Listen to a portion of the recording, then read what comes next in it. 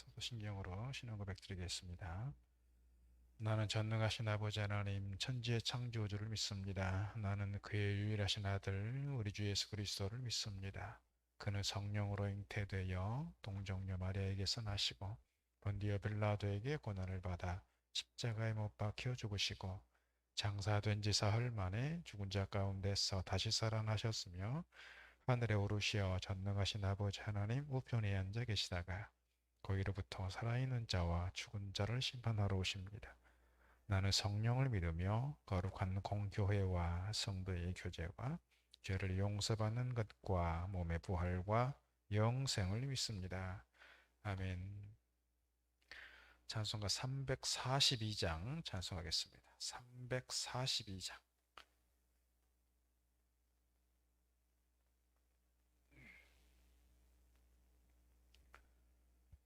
찬송가 342장입니다.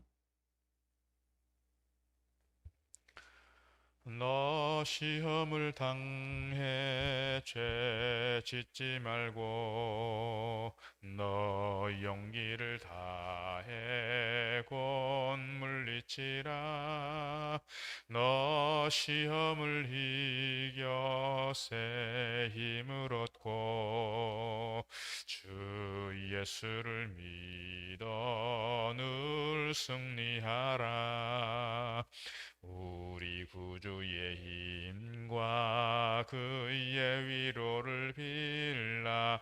주님 내 편에 서서 항상 도우시리. 내 친구를 삼가 잘 선택하고 너 언행을 삼가 늘 조심하라. 너 열심을 다해 늘 충성하고 온 정성을 다해 주 봉사하라. 우리 구주의 힘과 그의 위로를 빌라. 주님 내 편에 서서 항상 도우시리.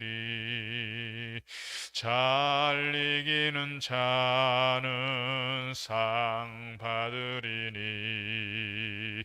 넌 낙심치 말고 늘 전진하라.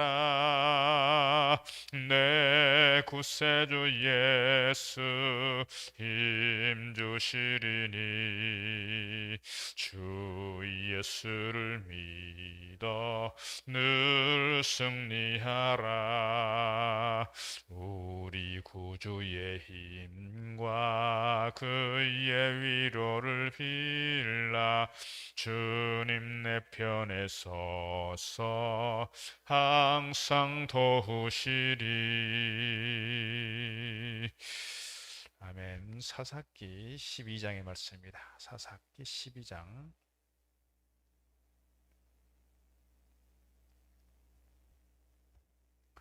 사사기 12장 1절에서 마지막 절까지 우리 한 절씩 교독하겠습니다. 사사기 12장 1절에서 마지막 절. 에브라임 사람들이 모여 북쪽으로 가서 입다에게 이르되 네가 암몬 자손과 싸우러 건너갈 때에 어찌하여 우리를 불러 너와 함께 가게 하지 아니하였느냐. 우리가 반드시 너와 네 집을 불사르리라 하니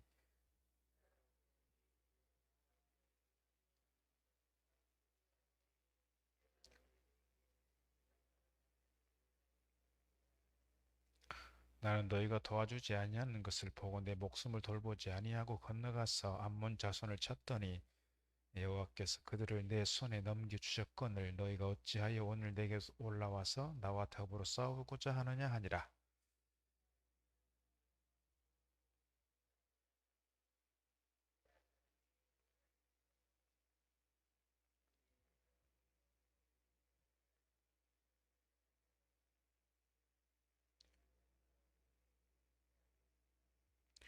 길르앗 사람이 에브라임 사람보다 앞서 요단강 나루턱을 장악하고 에브라임 사람의 도망하는 자가 말하기를 청하건대 나를 건너가게 하라 하면 이 길라 사람이 그에게 묻기를 네가 에브라임 사람이냐 하여 그가 만일 아니라 하면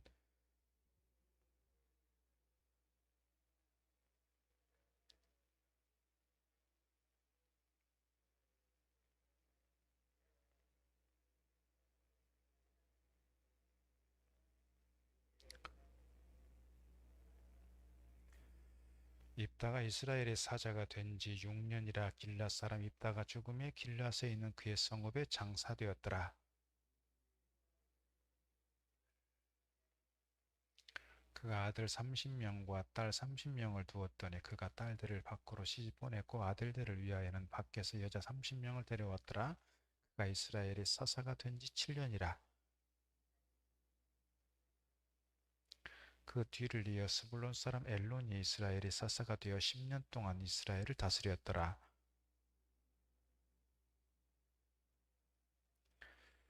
그 뒤를 이어 비라돈 사람 힐렐의 아들 압돈이 이스라엘의 사사가 되었더라.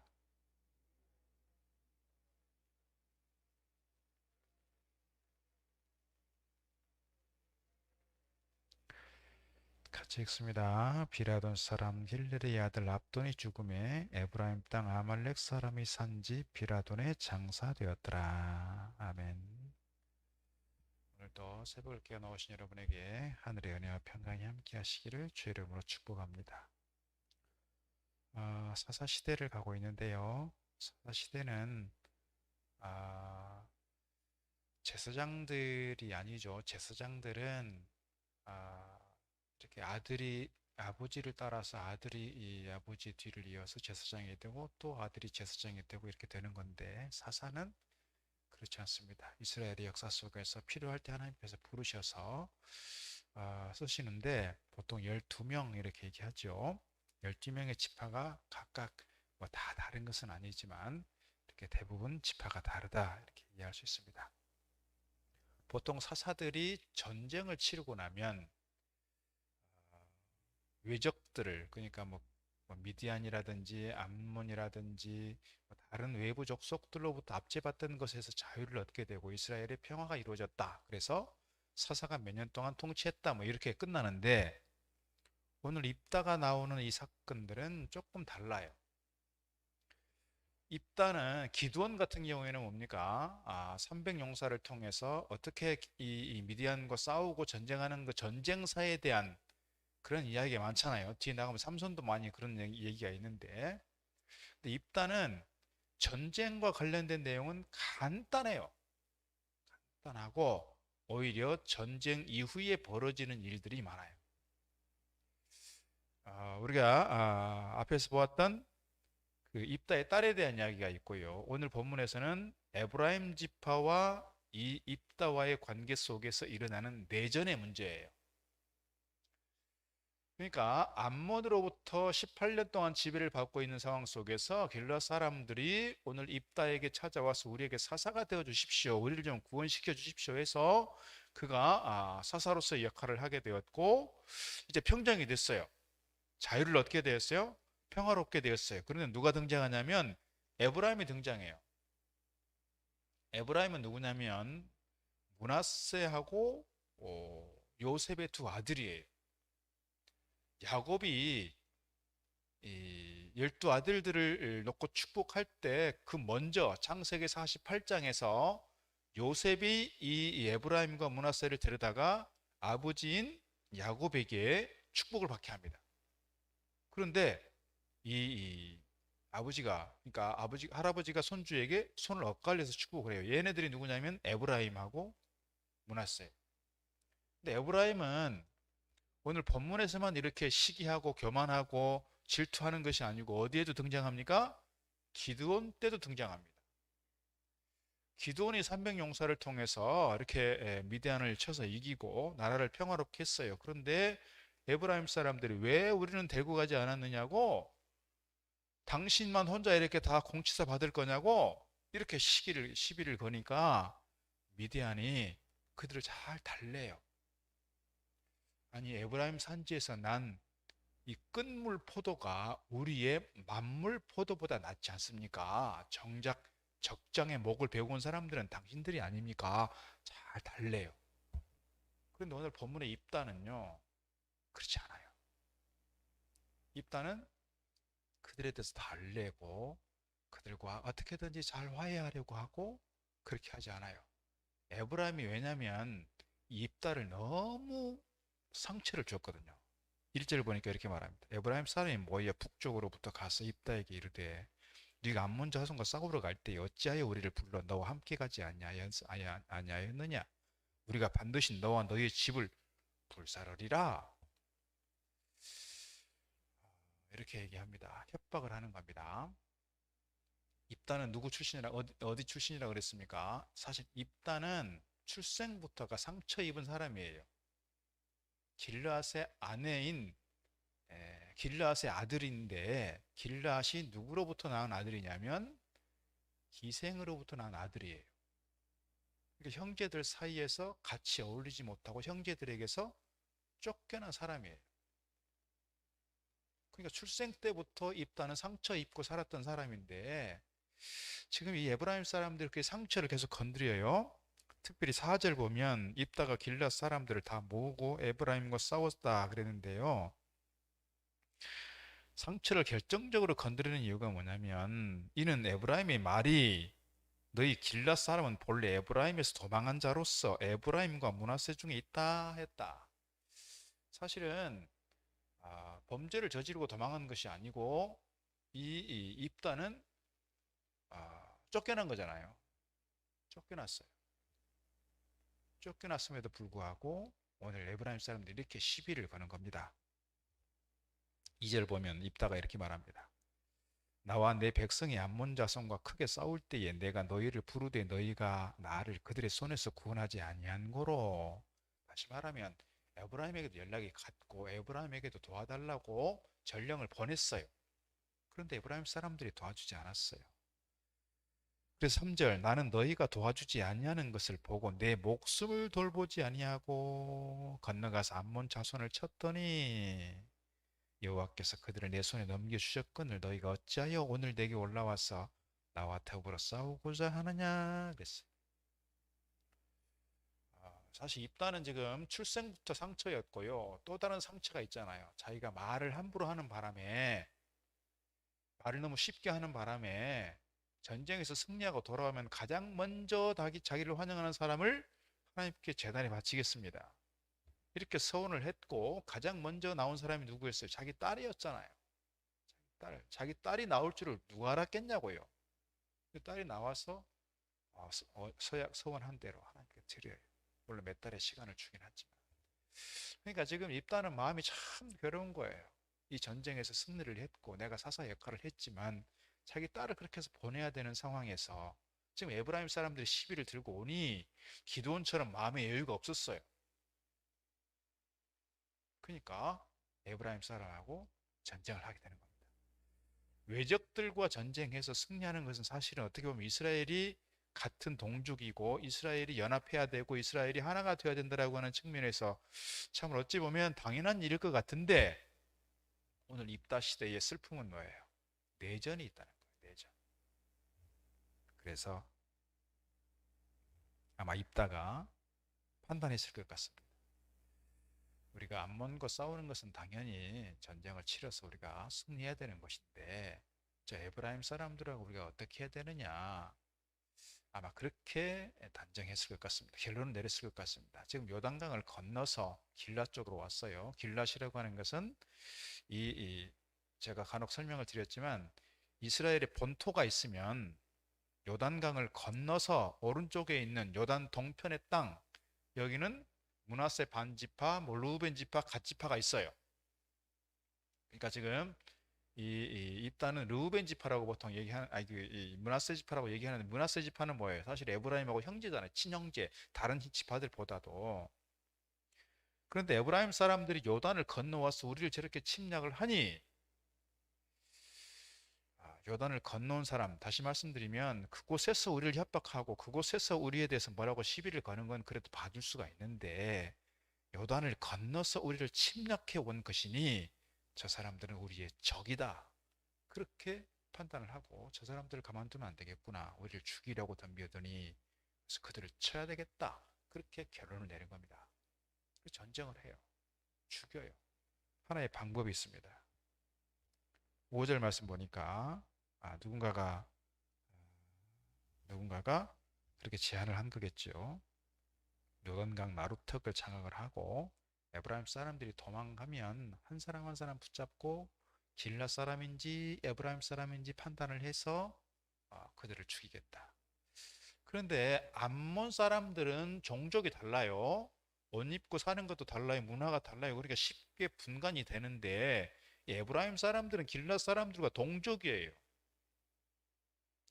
언어도 비슷하고 문화도 비슷해요. 구분이 잘 안 가요. 그런데 누군가가 그렇게 얘기했을 것 같습니다. 이 우리나라도 보면 경상도 사투리가 있고 전라도 사투리가 있고 함경도 사투리가 다 다르잖아요. 이렇게 뭐 예를 들어서 부산 사람이 서울에 와서 서울말을 배운다고 5년을 해도 서울말처럼 하는 것 같지만 그 억양이라는 게 이런 게 무시를 못하는 거예요. 여전히 남아있는 거예요. 저도 뭐 고향 떠나온 지가 벌써 몇 년입니까? 벌써 뭐 40년 다 돼 가는데 제 고향이 어딘지 사람들이 잘 몰라요. 제가 사투리 잘 안 쓰니까. 그런데도요, 제가 설교하면서 나도 모르게 나오는 억양이 있어요. 그래서 알아보는 사람은 금방 알아봐요. 제 고향이 어디쯤인지.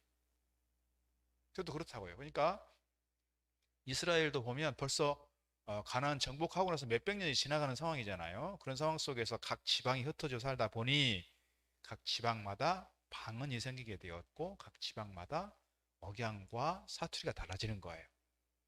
그런데 에브라임 사람들은 쉬라고 하는 우리가 쉽게 할 때 쉬죠. 쉬라고 하는 발음이 잘 안 되고 쉬 하면 시 보통 이렇게 한다는 거예요.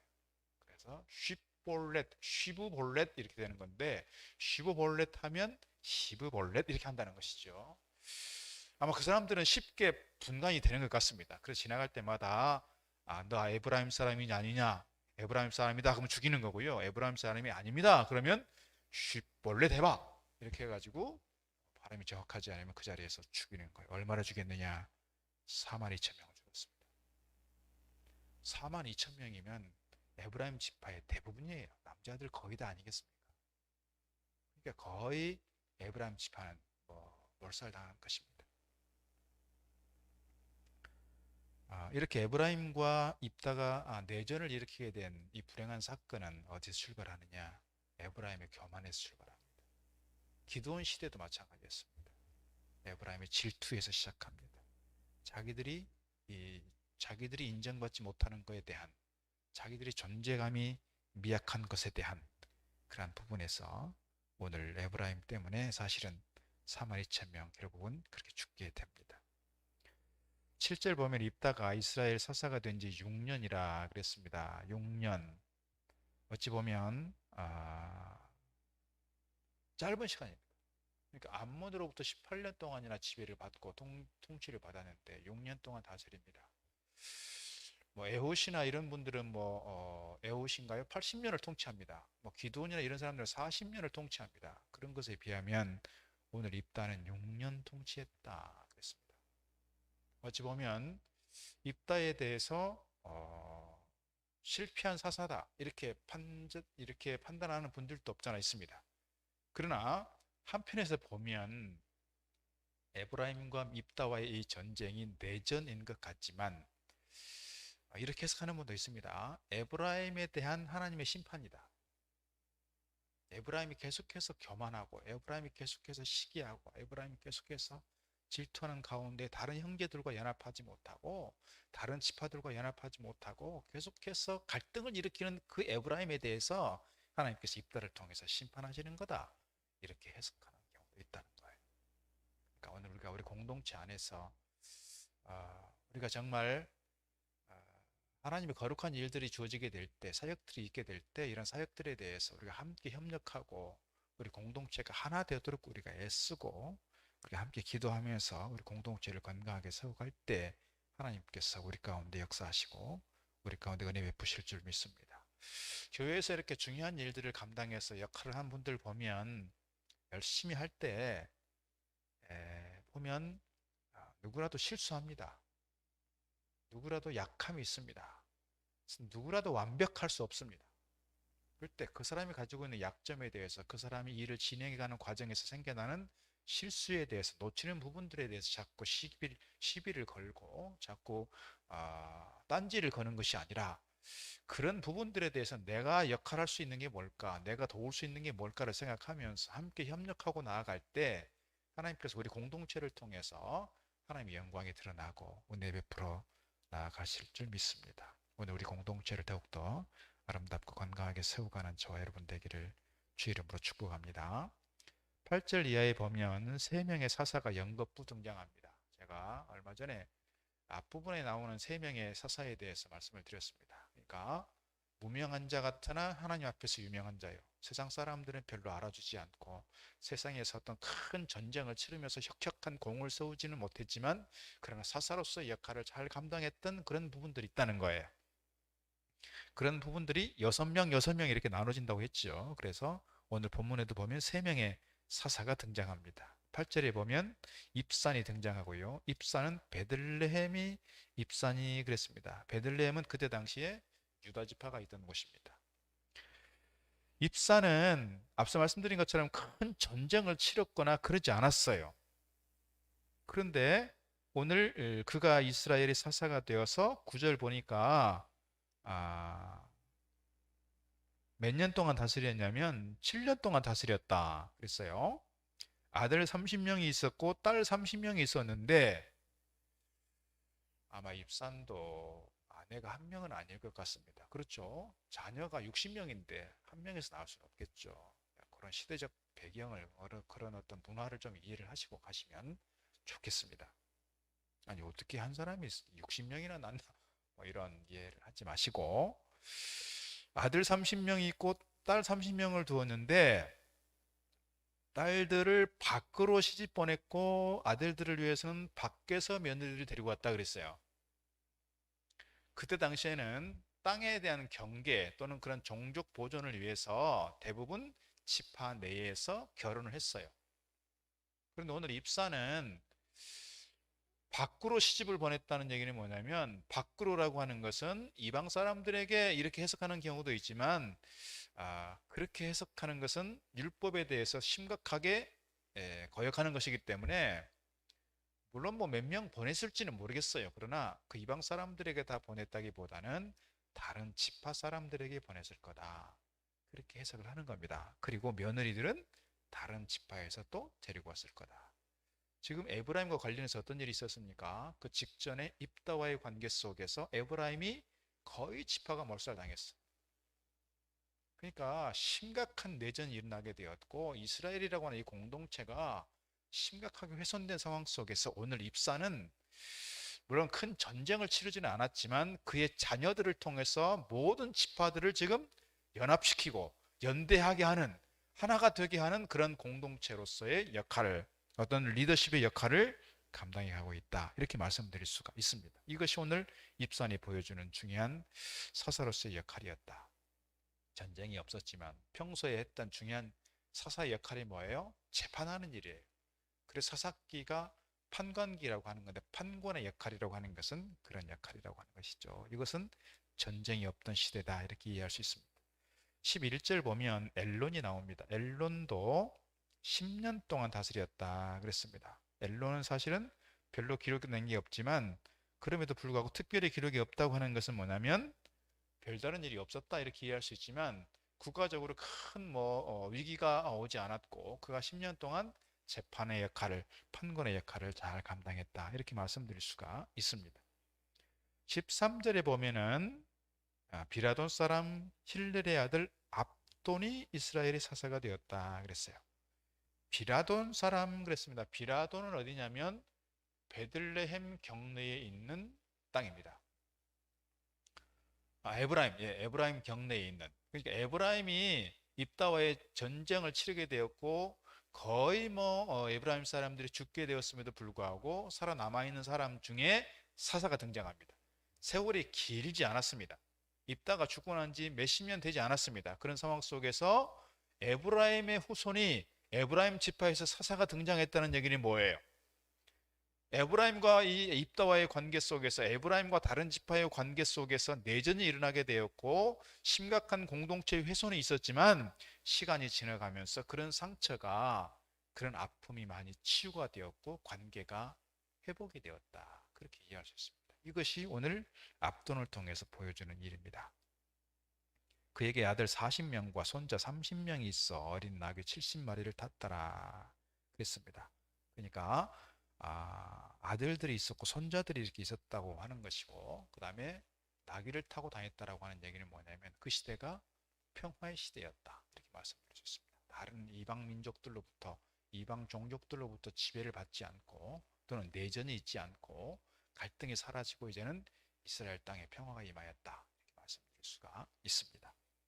오늘 우리가 입다와 에브라임의 관계 속에서 일어났던 내전의 문제, 그리고 입산과 엘론과 압돈의 사사시대를 함께 나눴습니다. 이 입다가 에브라임 사람들이 요단을 건너갈 때 물었잖아요. 쉽볼래 대봐라. 오늘 우리도 하나님 앞에 갈 때 요단강을 건넌다 보통 얘기하잖아요. 요단강 건너가면 나리. 요단강 건널 때 하나님께서 우리에게 물으실 것 같습니다. 물을까요? 하나님 잘 믿고 왔느냐? 예수님이 누구냐? 성령님이 어떤 분이냐? 너는 누구냐? 라고 물을 것 같습니다. 우리가 나는 하나님의 아들 김성일입니다. 나는 예수님을 나의 구주로 믿었습니다. 하나님께서 나에게 주신 소명 따라 열심히 섬기다가 왔습니다. 이런 말 할 수 있으면 좋겠어요. 나는 하나님을 나의 아버지로 모시고 나의 주님으로 모시고 지금까지 왔습니다. 우리가 요단강 건널 걸 생각하면서 오늘 입산과 엘론과 압돈처럼 큰 존재감이 있지는 않지만, 그래도 우리 시대 속에서 우리에게 주어진 소명 잘 감당하고 갈 때 하나님께서 오늘 우리를 세상 사람들에게는 무명한 자 같으나 하나님 앞에서 유명한 자로 우리를 세워주실 줄 믿습니다. 이런 믿음을 가지고 힘써 주님 앞에 달려가는 저와 여러분 되기를 주의 이름으로 축복합니다. 기도하겠습니다. 하나님 감사합니다. 오늘 입다 시대에 에브라임과의 관계 속에서 큰 전쟁이 있었고, 에브라임 지파가 많은 이렇게 전쟁에서의 어떤 피해가 있었으나 결국 에브라임 지파가 가지고 있는 교만과 시기와 질투로 인해서 생겨난 것임을 저희가 압니다. 하나님, 저희들이 교회 사역 속에서 우리 공동체를 세워갈 때 우리가 살아가는 세상 가운데에서 교만하고 시기하고 질투하는 것이 아니라 날마다 겸손함으로 주어진 사역을 감당하고 관계들을 아름답게 세워가며 우리 공동체를 건강하게 세워가는 저희들 되도록 인도하여 주옵소서. 오늘 이 무명한 자 같은 이 사사들을 통해서 이스라엘의 역사가 이루어져 가고 평화의 시대를 이루어갔던 것처럼 오늘 저희들 세상 앞에서 무명한 자 같으나 그러나 저희들에게 주어진 사역 잘 감당해 갈 때 하나님께서 저를 인정해 주시는 하나님 앞에서 유명한 자가 되는 줄 믿습니다. 저희들 주님 앞에 서는 그 시간까지, 요단강을 건너야 하는 그 시간까지 우리에게 주어진 인생의 사명, 이름의 제자로서의 사명, 성도로서의 사명을 잘 감당하고 우리가 지켜야 될 자리를 지키고 자리값을 감당하고 귀하게 소명 감당할 수 있는 저희들 되도록 인도하여 주옵소서. 오늘 또 이 새벽을 깨어 나올 때 눈물 뿌려드리는 기도의 제목들이 있습니다. 간절한 기도의 제목들 안고 나왔습니다. 주님, 한 심령들을 기억하시고 저희 가운데 놀라운 은혜를 베풀어 주셔서 응답되게 하시고 기적을 맛보게 하시고 하나님의 은혜와 축복을 누리는 저들의 삶이 되게 하여 주옵소서. 예수 그리스도 이름으로 기도드리옵나이다. 아멘. 하늘에 계신 우리 아버지 이름을 거룩하게 하시며 아버지 나라가 오게 하시며 아버지 뜻이 하늘에서와 같이 땅에서도 이루어지게 하소서. 오늘 우리에게 일용할 양식을 주시고 우리가 우리에게 잘못한 사람 용서해 주는 것 같이 우리 죄를 용서해 주시고 우리를 시험에 빠지지 않게 하시고 악에서 구하소서. 나라와 권능과 영광이 영원히 아버지의 것입니다. 아멘.